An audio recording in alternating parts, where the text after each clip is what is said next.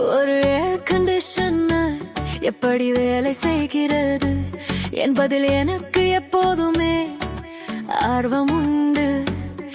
அது நேரடியாக குளிர் காற்றை வெளியேற்றுவதில்லை. இதன் பிரின்சிபல் உண்மையில் மிகவும் எளிமையானது. நீங்கள் பாருங்கள், வெப்பத்தை உறிஞ்சுவதற்காக நீராவியாவதைப் போல இதை கருதலாம். ஆனால் இதன் ரகசியம் ஃப்ரீயான் எனப்படும் ஒரு சிறப்பு ரெஃப்ரிஜரண்ட் ஆகும். இந்த சிறப்பு ஃப்ரீயான் கொதித்து வெப்பத்தை உறிஞ்சும். சாதாரண அறை வெப்பநிலையில் மிக விரைவாக இது ஒரு அற்புதம். இந்த முழு செயல்முறையும் ஒரு தொடர்ச்சியான சுழற்சியாகும். இந்த ஃப்ரீயான் எப்போதும் நகர்ந்து கொண்டே இருக்கும், ஒருபோதும் சும்மா இருக்காது.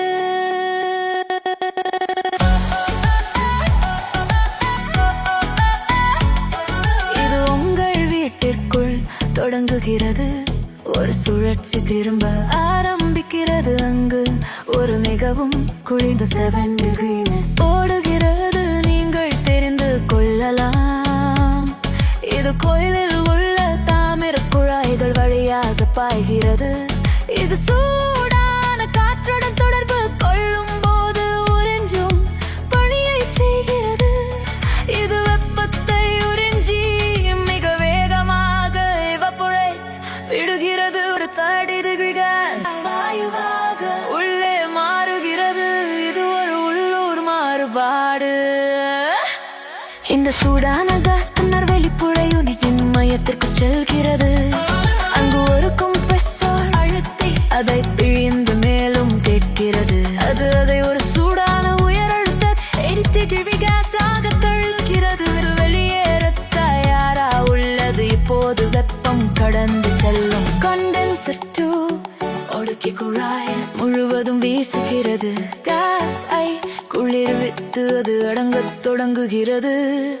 மேலும் அதை ஒரு 45 degree liquid மீண்டும் கண்டென்ஸ் சமையல் பாத்திரத்தின் மூடியில் நீர் துளிகள் உருவாவது போல. இதோ இறுதி அற்புதமான படி, திரும்ப செல்லுதல். அந்த லிக்விட் ஒரு சிறிய எக்ஸ்பென்ஷன் வழியாக பிழியப்படுகிறது. இது பிரஷர் அழுத்தத்தை உடனடியாக குறைக்கிறது. மீண்டும் அந்த மிகவும் குளிர்ந்த 7 degrees ஆக மாற்றுகிறது.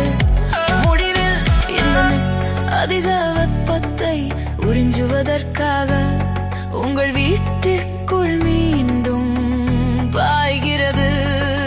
மற்றும் இந்த சுழற்சி மீண்டும் மீண்டும் தொடர்கிறது. எவ்வளவு இனிமை உங்களை குளிர்ச்சியாக வைத்திருக்கிறது.